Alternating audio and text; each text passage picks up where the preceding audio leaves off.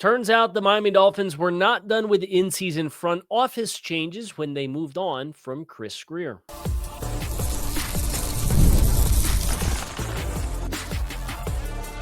You are Locked On Dolphins, your daily Miami Dolphins podcast, part of the Locked On Podcast Network, your team every day. All right, Miami, welcome to another episode of Locked On Dolphins. It is your team every day here on the Locked On Network. I'm your host, Kyle Krabs, a lifelong Miami Dolphins fan, host of Locked On Dolphins, co-host of Locked On NFL Scouting, author of Touchdown Miami on Substack, NFL staff writer for A to Z Sports.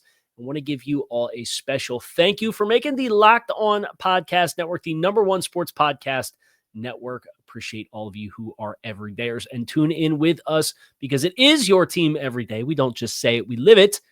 We're on the Locked On Network. Today on the show, some significant departures for the Dolphins. We're going to explore them. We're going to talk about transition of power. We're going to talk about a lineup change I really want to see this week against Washington as well. Today's episode of Locked On Dolphins is brought to you by FanDuel. Right now, new customers can bet just $5, and if your bet wins, you get $300 in bonus bets to use across the app. So let's start with the news that came out last night. And it came out courtesy of Tom Pelissero around 5 o'clock in the afternoon. Dolphins have parted ways with co-directors of player personnel, Adam Engroff and Anthony Hunt, per sources. So team mutually agrees on Halloween to part ways with Chris Grier, the longtime 9-year general manager of the Miami Dolphins, 25 years in the organization, right? 25 plus years in the organization. Champ Kelly goes to interim GM. The move of Engroff and Hunt away, it's really difficult to say with any level of confidence just how big of a deal it is on the day-to-day operations of the Dolphins or from a player scouting process perspective. But these were two of the higher ups underneath the general manager title. Now, of course, the Dolphins had an assistant GM in Marvin Allen. They had player personnel, or they had senior personnel executives like Champ Kelly on the hierarchy that was listed. But it was Chris Grier at the top, gone. You had an assistant GM, somebody that came from the outside in being Champ Kelly. Champ Kelly's been elevated to the interim GM position. And now your co-directors of player personnel, which are kind of like the lieutenants for pro scouting, college scouting, free agency, all of that stuff. These guys have a hand in that. And they're kind of as the directors, they coordinate a lot of the process as it works from the top down. So I can't sit here and tell you because I'm not in the building. I don't know what their scouting processes is like, but uniquely as somebody who does Locked On NFL scouting and somebody who's been a part of the draft realm and is somebody who, when I started down this path in 2012, by and large, my goal was to work into a front office structure. So what I could tell you is these titles are meaningful titles near the top of the food chain.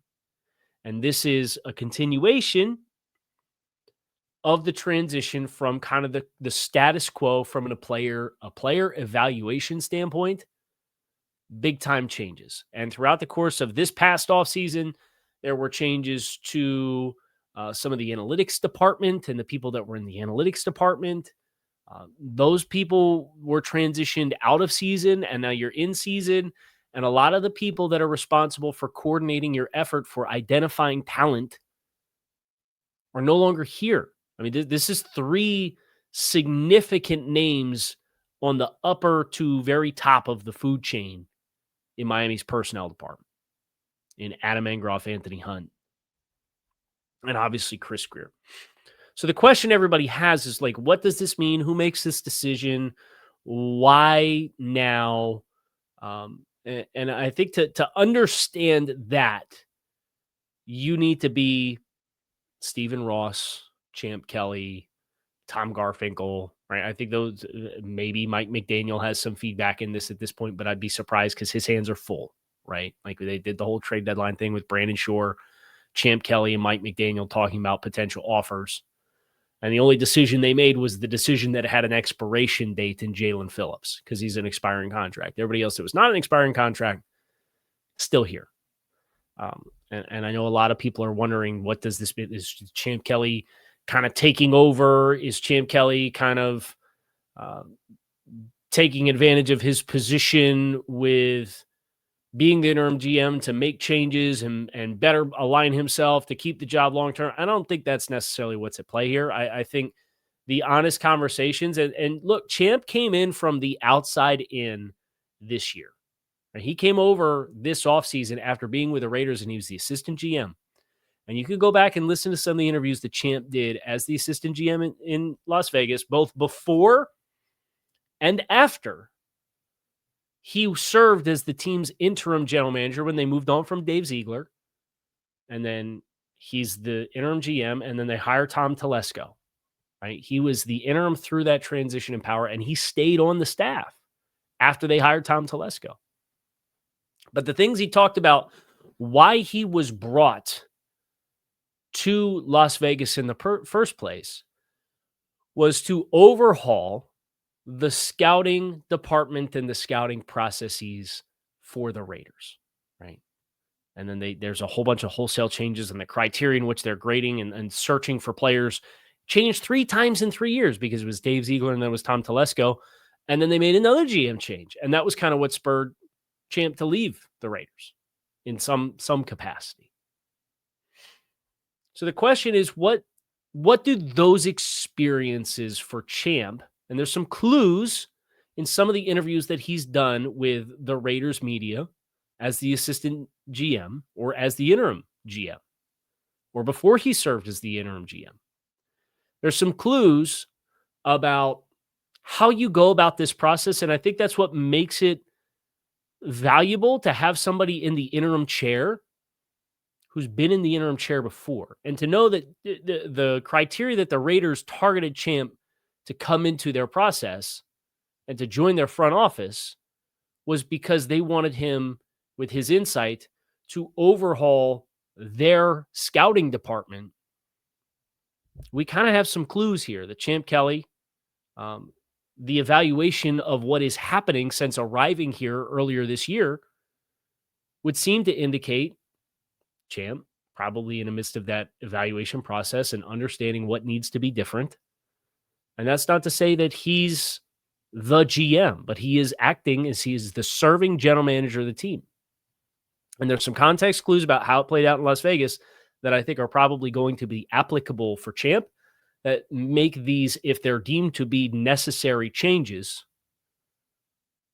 that probably should be happening. We're going to get in that next here on Locked On Dolphins. Make sure you guys stick with us. If you're a business owner, here's the truth. SaaS promised to make work easier, but now the average company is buried by hundreds of apps that slow down your teams and simply do not work together. That's not SaaS. That's SAD, software as a service. And that's why you need Rippling. Rippling is a unified platform with global HR, payroll, IT, and finance all in one place. They've helped millions of businesses replace a mess of disconnected tools with one system designed to give leaders clarity, speed, and control by uniting your employees, teams, and departments on one system. Rippling removes the bottlenecks, busy work, and silos that your software creates. Right now, you can get 6 months free when you go to rippling.com/LockedOnNFL. That's rippling.com/LockedOnNFL. That's rippling.com/LockedOnNFL for 6 months free. Terms and conditions do apply. The NBA is back. There's no better place to get in on all of the action with all of the games than FanDuel, the official sports betting partner of the NBA. Even if you miss the start of the game, if you want to ride a hot hand in the second half, FanDuel has live bets on everything from who will score next to fourth quarter comebacks. Plus, you can combine your live bets into a same-game parlay for a shot at an even bigger payout. It keeps every game exciting no matter the score, but especially when your team is the one that is making that late game push. Right now, new customers at FanDuel can get $300 in bonus bets when your first $5 bet wins. So head to FanDuel.com to sign up and play your game with FanDuel, the official sports betting partner of the NBA. want to thank all of you who make Locked On Dolphins your first listen, and thank you for making Locked On the #1 sports podcast network. Let's talk about transitions in power, because there's a lot of guesswork, and I am trying to make educated estimations, right? I don't have any intel here, but I could tell you how it worked with Champ Kelly with the Raiders. I can tell you why Champ Kelly was brought into the Raiders in the first place, because I've listened to Champ Kelly in interviews talk about these things. I don't think the Dolphins are making these changes with Adam Engroff and Anthony Hunt because they've already decided Champ Kelly's going to be the next general manager of the Dolphins. He's the current serving general manager of the Dolphins, and I would be willing to bet a whole lot of something when the dust settles, Champ Kelly will probably be on the scouting department and in the front office in some capacity, at least through May. And the reason why is transition in power. Champ talked about, and there's an interview that he did with the Raiders media, and he talked about the scouting staff and having to retrain because there was wholesale changes in Las Vegas with the Raiders, right? And that included a general manager change. There were wholesale changes that were made midway through the scouting cycle. And make no mistake, we are in the dead heart of the scouting cycle right now. That's why usually you see it's an awkward intersection where a lot of times front office changes, they happen in May. It's called it's the summer Black Monday. And it's where all the front office people are dismissed, because it's at the very end of the scouting cycle and the very beginning of the next scouting cycle. But that doesn't line up with the NFL calendar, where you make coaching decisions in January. So then you make coaching decisions with the schemes that you want to run, and then the draft is 4 months later, and then the scouting cycle starts 2 weeks after that, theoretically. So you're working on different calendars.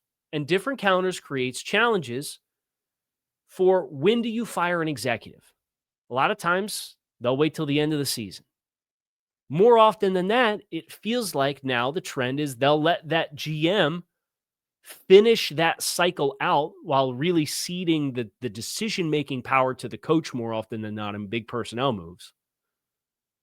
And then they'll dismiss the GM after the draft, because it's a chance for a new GM to come in, put in their scouting cycle, whatever, right? Champ Kelly is in a position now, which is the least path traveled. We are in the dead middle of a scouting cycle. And you're going to, in 2 months or 2.5 months from now, when the All-Star games are happening, the college All-Star games are happening, player declarations are happening, you got to start doing pro scouting and getting ready for free agency. And then a month after that, you got the NFL draft and the NFL combines tucked in there. It's a very busy, chaotic window. And that is where there is value, and where Champ Kelly provided value for the Raiders in the midst of their transition to say, I was the conduit between the way it was being done at the start of the season, and then they fire the GM, and then we fold a new GM into our process, and somebody has to marry those two things together for how the scouting effort works, so the new general manager can make educated decisions on the personnel from both a pro and a college scouting side based on what we need, based on what kind of schemes we're running. So if I'm reading between the lines, and that's what Champ Kelly described his value as the interim GM, and then they bring in Tom Telesco, and instead of everybody on the fly, even closer to the draft, having to tear up everything that they did, right? Because there's examples, Chip Kelly, right? Chip Kelly comes into Philadelphia almost 15 years ago, and he's hired as the head coach. And Howie Roseman's the GM at the time. But Chip Kelly comes in as their big fish head coaching hire. And there's been stories. I've talked to people that were on that Eagles front office as scouts, and they said Chip came in and tore everything that we spent all year prepping for players, tore it to shreds. And we saw a lot of players that Chip was familiar with from his time in college were the players that got prioritized. He had certain thresholds for positions. that if you didn't meet him, you weren't eligible to be picked in the first round. That's how they picked Marcus Smith, the pass rusher out of Louisville, in the first round in 2013. That's how that happens. And that's what you don't want happening with a transition in power, for a new GM to come and say, hey, I don't know how you guys have been doing it, but this is how we're doing it, and we're doing it right now. As compared to Champ saying to a new GM, while being kept on the staff through at least the draft, if not on a permanent position in some capacity, hey, this is how these guys have been working. This is what the information gathering process has been like. This is how they catalog it. How can I, and this is educated guessing. I don't have any intel here, but in listening to Champ talk about it and trying to read between the lines, Champ, as the interim, can serve as the conduit between, I was here, I was evaluating these guys before I was put in as the interim GM, so I'm familiar with what the processes were like. I then assume a little bit more of the power, obviously, as the interim GM throughout the rest of the regular season. You're now being brought in. This is how you want it. How can I help you interpret what they've done and make it as valuable as what you need it to be for you to make the best decisions while we finish this cycle that has been interrupted with personnel changes? So I don't think this is, oh, Champ Kelly, chaos is a ladder. Chris Grier gets fired. Now he's getting rid of a bunch of people so he can just be the GM. And Steve Ross decided on a week on the job that Champ Kelly's here because he wants to keep I don't think so. I think that would be seeing the absolute worst in a lot of people if that's the assumption. I don't think that's what's at play here.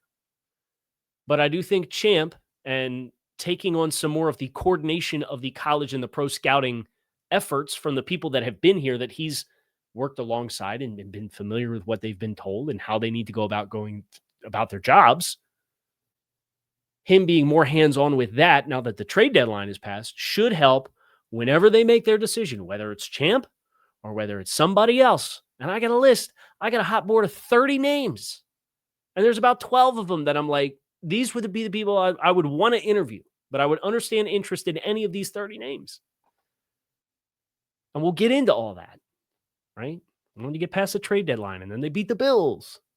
So we're going to talk about it. But then we get a bye week. We get a whole bye week's worth of content to talk about the front office structure and the GM search. And we will.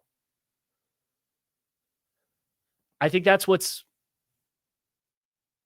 applying what Champ said in the past, looking at the people who are leaving, and understanding the decision that looms ahead for the Dolphins. That would be my educated guess on what is at play and what is not at play. I got Dolphins fans hit me up freaking out.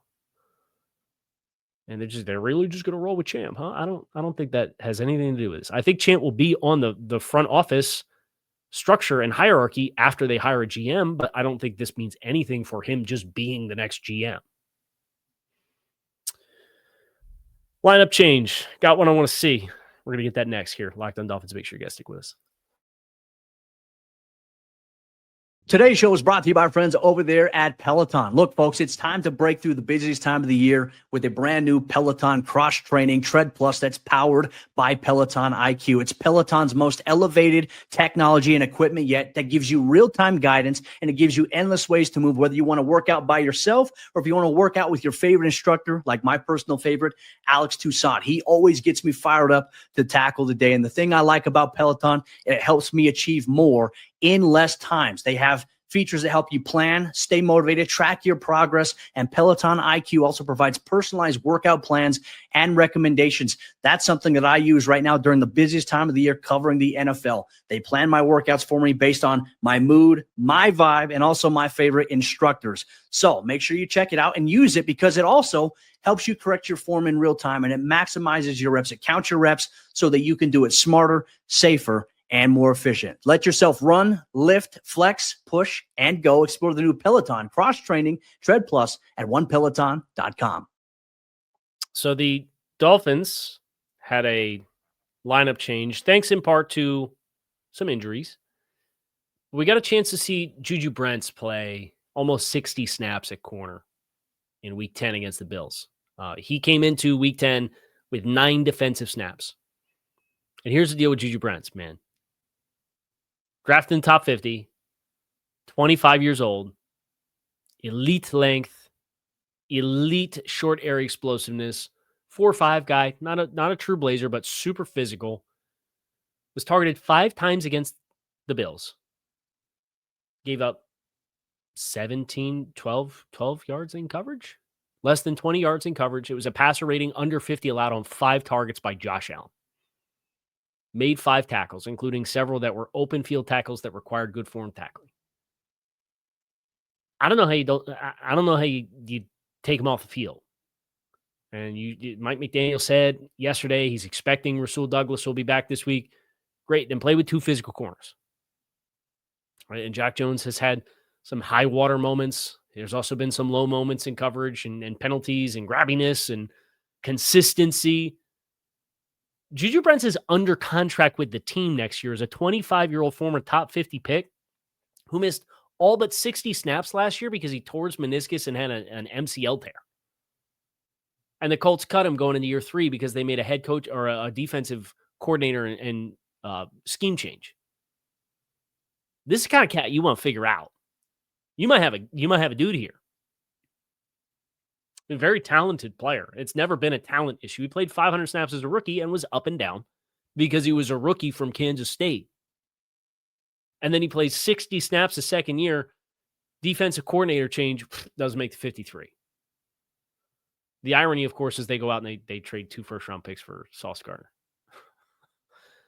I'm not saying JuJu Brents is Sauce Gardner by any means. But I'm saying he's built like Sauce Gardner.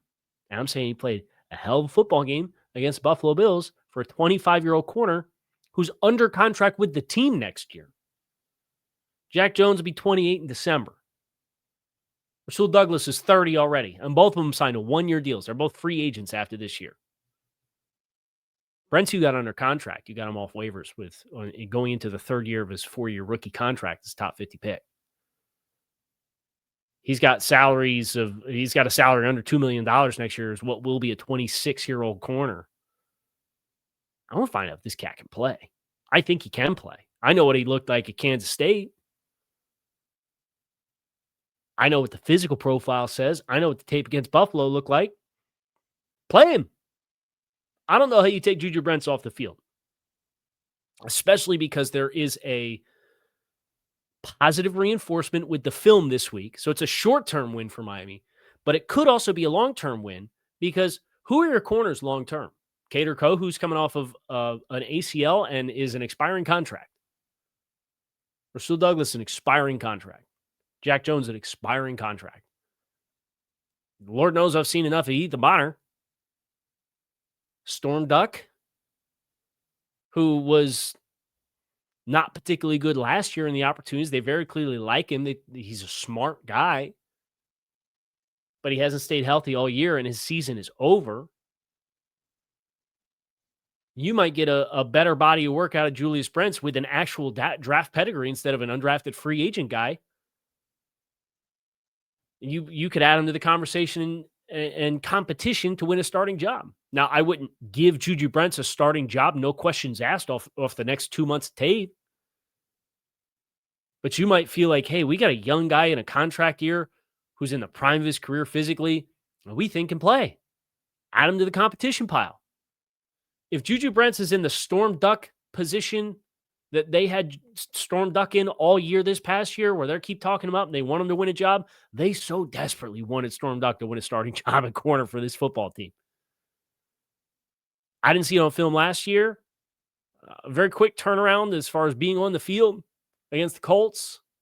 Who knows what the player development looks like there? But you have a chance for more inroads in player development with a better tools player in Brents now. And you're guaranteed next year. As a young player, play him. You got to play him. Let's find out together. Let's find out what he's got. And I think that for me is the lineup change I'm hopeful to see, knowing that it probably comes if Rasul Douglas is healthy at the expense of Jack Jones. I want to see JuJu Brents start the rest of the way until his play indicates otherwise, because he gave you one of the more consistent performances at the catch point, at the line of scrimmage, in run support as a tackler, eye discipline. We're looking good. That's going to do it for us here today on Locked On Dolphins. It is your team every day. Appreciate you all for checking out the show. Make it a great rest of your Tuesday. We will be back again tomorrow. Get you ready for Washington in Week 11. Take whatever other news we get along the way. Probably not any more front office changes this week, but you never know. 'Tis the season for the Dolphins, it seems. So come back, see us again tomorrow. Hit subscribe. Watch us on YouTube, wherever you list your favorite podcast. Kyle Krabs. I'm out of here. Go Fins.